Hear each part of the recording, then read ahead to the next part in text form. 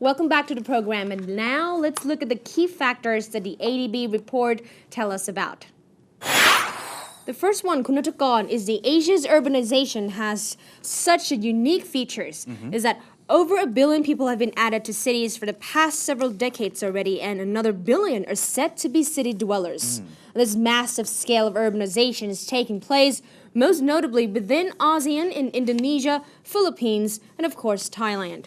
The region's urban population is projected to continue expanding faster than any other region. And urban Asia has high population densities in most of the world's mega cities. Well, mega cities are defined as cities with more than 10 million inhabitants each. In ASEAN, cities like Jakarta and Manila fit within this category. Not yet Bangkok. Asian urbanization still has a long way to go, with the number of sizes and cities getting larger and larger. As well as these unprecedented urbanization also poses enormous challenges ahead. The scale, speed, and density of Asia's urbanization will raise many challenges. Rising crime rates, expanding unorganized slum areas, and increasing regional inequality may ensue. This unparalleled urbanization will add to the already enormous environmental stress in Asia.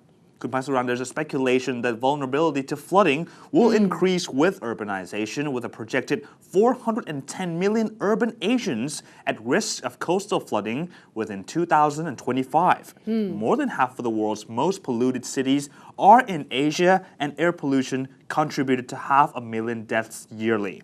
Greenhouse gas emissions are also on the rise, with a double increase of slum dwellers. Urban management to organize slum areas has not yet been effective. There's hope, though, that urban agglomeration can help improve the environment if properly managed. There's hope that the urbanization environment curve in Asia has been shifting favorably over time. As well as the policies for Asia's green urbanization. There are certain policies that fit into the distinctive characteristics of Asia's urbanization. For example, there has to be a pattern for Asia's growing megacities, like taking advantage of cost effectiveness in supplying essential services such as piped water and sanitation, as well as efficient mass public transport systems.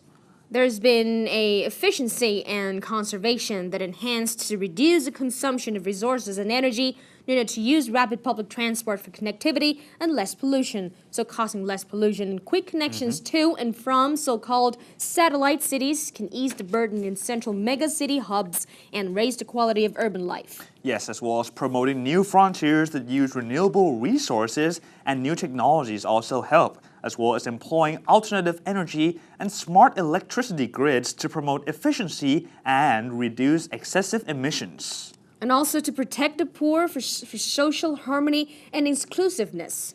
Need to promote a climate change resilient cities. This can be done by constructing houses in safe areas, improving housing affordability for the poor or underdeveloped community, and investing in drainage infrastructure and climate forecast technology. Yes, as well as greening finance, transparency, and accountability to facilitate policy implementation. Public financing of urban development should finance green cities. Politicians can be incentivized to ensure transparency and accountability.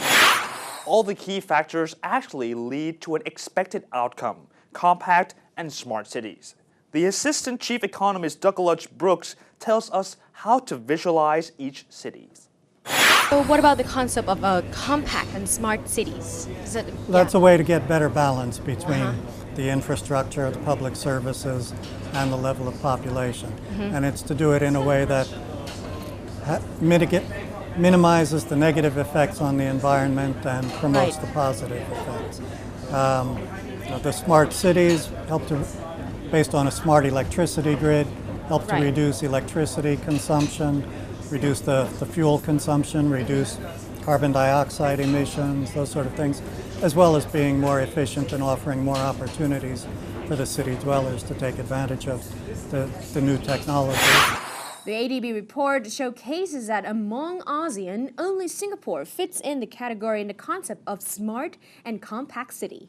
But there's great possibility, Kun Patsurang, that other significant cities in this region can also fit into the category one day. Let's hear more of some regional perspectives in the face of green urbanization as a growing trend. How do you define green urbanization in Southeast Asia? We would define it as urbanization that excels in its effects on the environment, positive effects on the environment, both at the local level and at the broader regional or global level. Right, so most of the urban areas in Southeast Asia are already overpopulated, as we already know, thus causing exceeding power consumption, and also the more population, and thus gradually reducing the quality of life. So how actually the green urbanization development can contribute, can mitigate such problems? First of all, whether they're overpopulated or not that's a difficult question itself. It's not clear to me that they are overpopulated. What does seem clear is that the population levels are too high for the levels of infrastructure and public services that are available for the populations, that there needs to be a different balance between the levels of population. As our report finds, we expect that the populations of Asia's large cities to continue growing quite significantly. Right now, the largest cities in Asia have a smaller share of national urban populations than in the rest of the world. And studying the mega cities, the cities with over 10 million in the population, right now we find the only one in Southeast Asia is Manila, but going a couple decades farther, Bangkok and Jakarta are expected to join that category. Right, so how about the concept of decentralization of industries to make it more, in the suburb of the core city? So this does imply to, for example, Manila, Bangkok, Phnom Penh, and then Hanoi. What are the differences?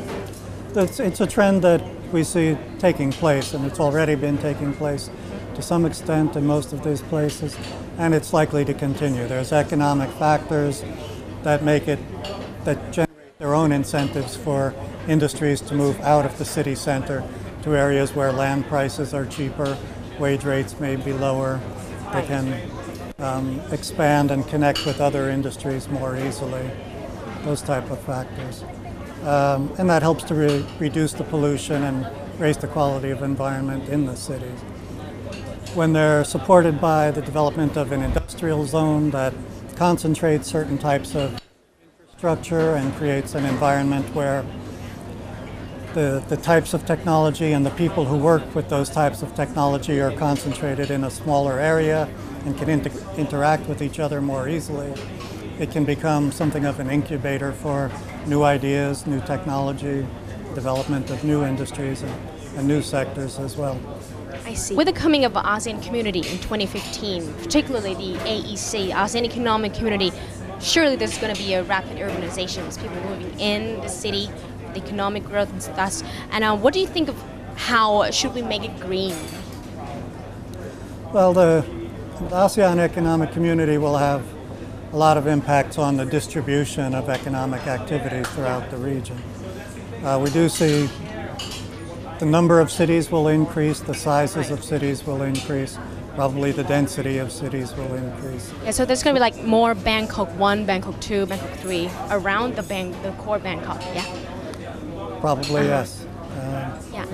And we see the rapid transport as an important part of that process to link the satellite cities with the central city in a way that reduces people's reliance on private automobiles and those type of things which have worse effects on the environment. The rapid transit system, where it's cost effective, can definitely reduce pollution and increase efficiency as well as the quality of life. It could be the land markets, it could be the urban planning process. It is important to set aside green space for people to enjoy as well as for its contribution to air quality, these things. And even where there are buildings, over time things can be converted to more green space. So you need to find a balance between the good parts of city life and areas that are set aside for the environment, including the human environment. Last but not least, let's take a look what is the role of the Asian Development Bank in enhancing the green urbanization, because we deem it is not only a report writing that the ADB is doing. That's right, and let's be reminded that what kind of implementations ADB has taken to foster such green urban in the region. What is the role of ADB in enhancing the green urbanization development? Tell us more about the report that you just published. Well, we have an ADB. We like to think we make a variety of contributions to the region. We help finance a lot of infrastructure projects. We help to finance projects for making growth more inclusive through broader provision of social services, activities that are more targeted on poverty alleviation.